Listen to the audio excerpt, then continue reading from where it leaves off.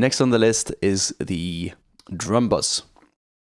This is a saturation and a compression and also kind of drum synthesizer kind of plugin, really. Like I talked about in one of my previous videos, link to that in the description. I tend to use this quite a lot for gluing my low end together. While I haven't done this on this track so far explicitly, we can take a listen how it's like. I'll show you how I'd use it normally, because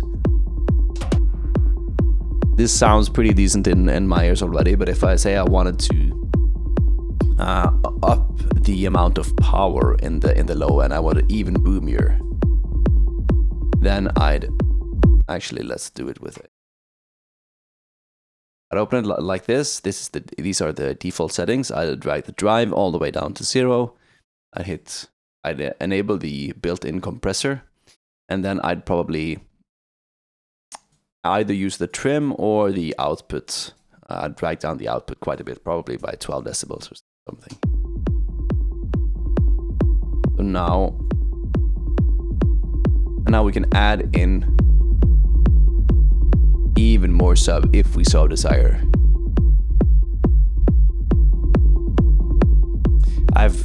From my experience, I tend to use this less of this, but just like a bit here, a bit there.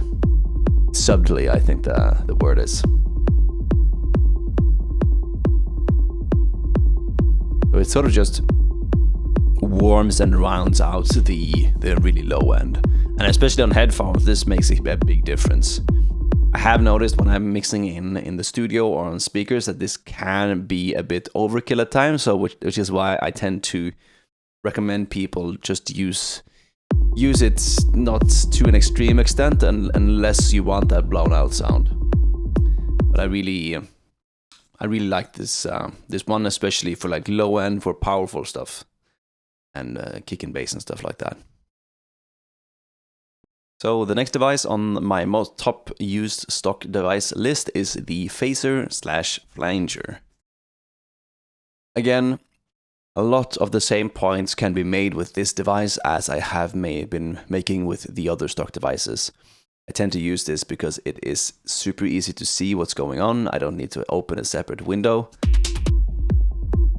And this is a really good device for adding either really subtle movements, or you can go crazy, obviously,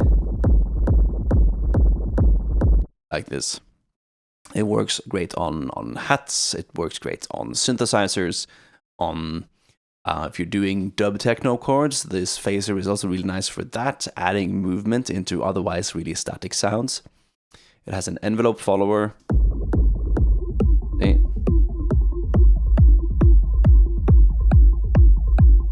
I hear that wee.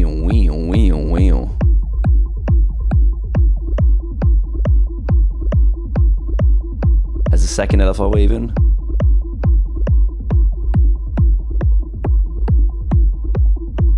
One thing I've really that I've discovered in the last couple of months is that we can actually, it's really nice to modulate the center frequency with an LFO, for instance. Or if you want to go super detailed, you could also right click and say show automation in new lane, for instance. This is on, okay, we're on the kick and bass channel, but this can also be really nice if you have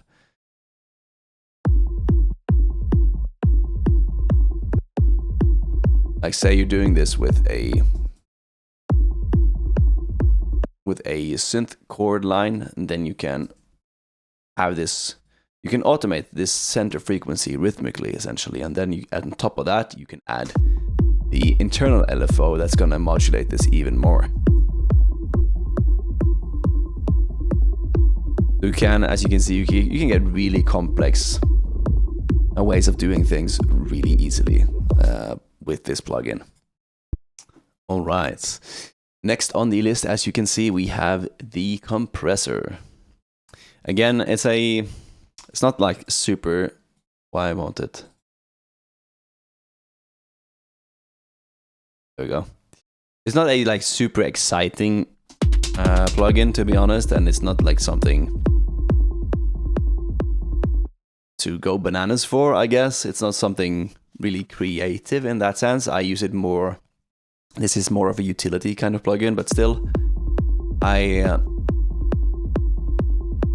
I'm attracted towards these kind of, like this interface again, because it's super easy to use.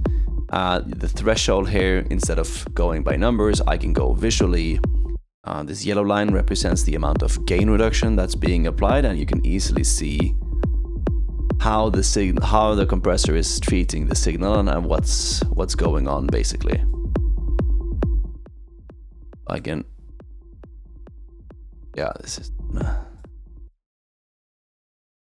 But yeah, I think the main reason why I tend to gravitate towards this one compared to more complex compressor plugins is the fact that you have this line, everything is visual, you have 3 distinct views which you can swap in between. So if you don't like this one, or you don't really understand what's going on, you can switch over to this one and be like, oh, this is what, like, here's GR, it means gain reduction, that's what's going on. Or if you want this kind of view,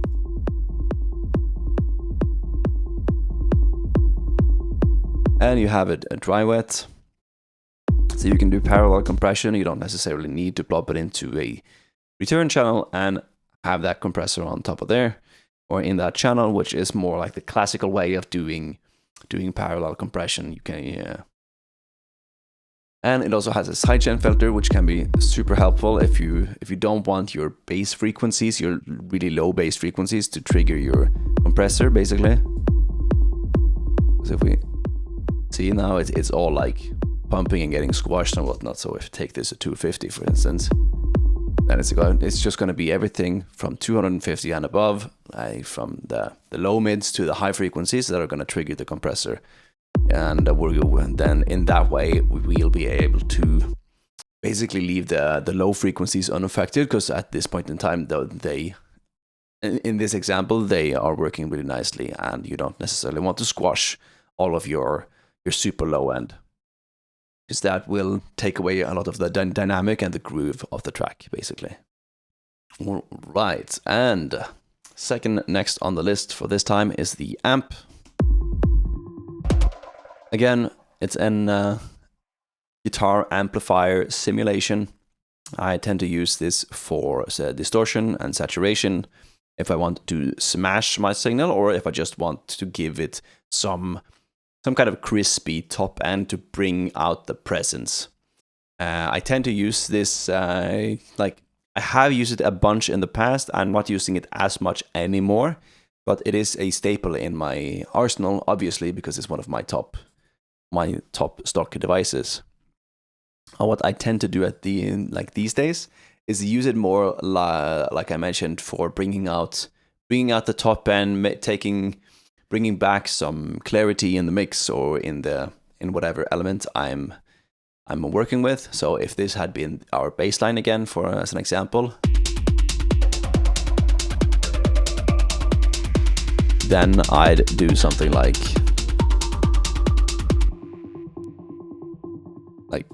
instead of going like this, which is like, yeah, okay. I mean, we could go like this, for instance. I'd take out the bass probably. I just want the distorted overtones.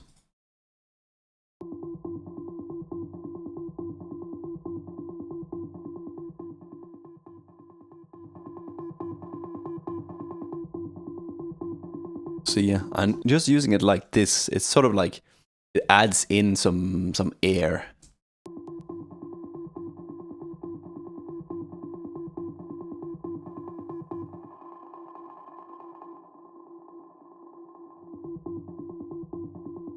If we turn it off. Oh.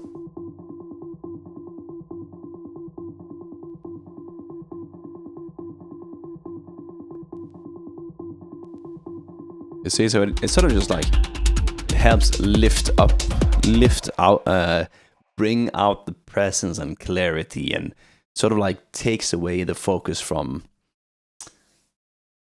the more, yeah, it just brings it forward in the mix, basically, if that's something you want.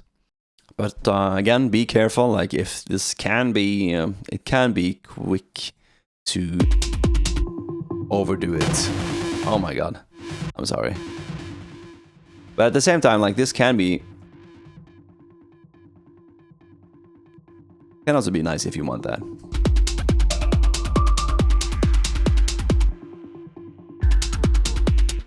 And ideally, you could also pair this with the cab or cabinet.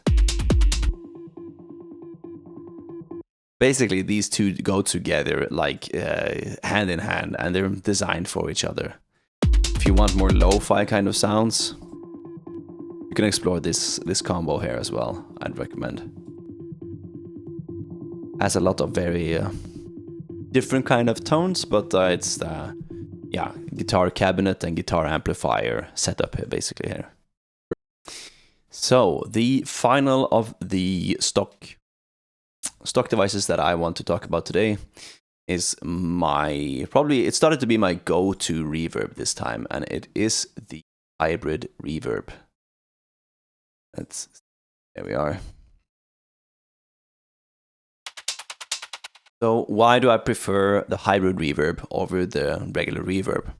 Well, the main reasons are that it comes with two distinct modes. You have the convolution impulse response side, which is just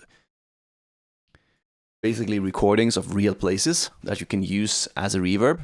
And it has a couple of really cool algorithms, so like digital reverb algorithms. In their standard reverb, you only get an algorithm, and it is like it's somewhat limited, but it's an easier plug-in to, or like it's an easier effect to get your head around in that sense. But lately, I really like this. I really like these impulse responses here, like the studio backwards, left, right, Ableton studio backwards. I like this to just...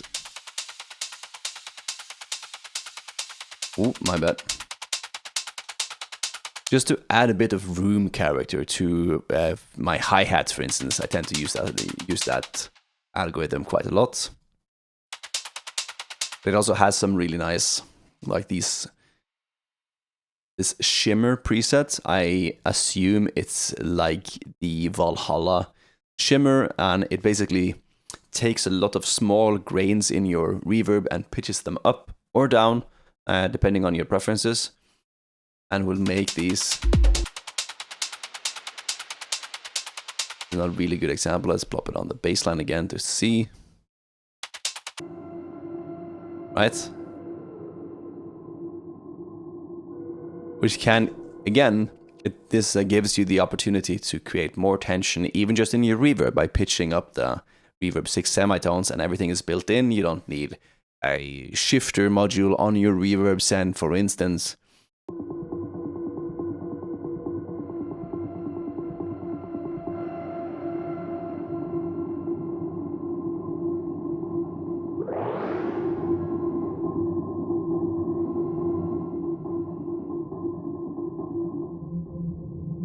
So you can get some really interesting tones doing it like this.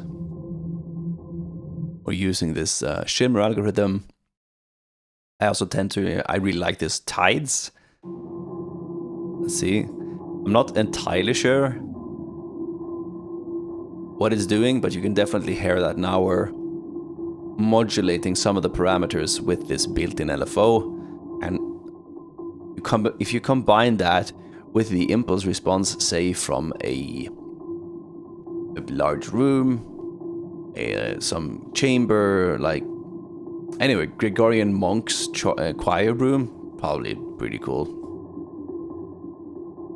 You can add in just a bit more movement in your reverb, and it's like these small details that in my mind is gonna make it more interesting. Like it's gonna make for a more interesting reverb. It also has a pretty nice built-in EQ. And it has a pre-delay section where you can choose between millisecond and set like distinct notes, and even a feedback, which is pretty cool, to be honest. Drag this up and see what happens. See?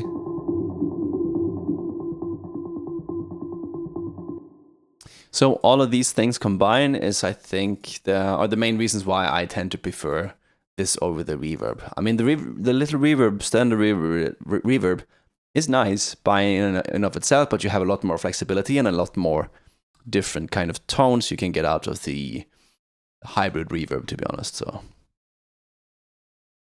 okay, and there you have it, my friends. This has been a small rundown of the top Ableton stock devices that I tend to use a lot. If you find any of this useful, please let me know. If you have any comments, let me know. Or yeah, if you have any questions, absolutely drop them down in the comments down below, and I'll reply as soon as I see the comments. Thank you so much again for checking out this video. I really appreciate it. Again, this has been my Ableton journal, and I hope to catch you in the next video.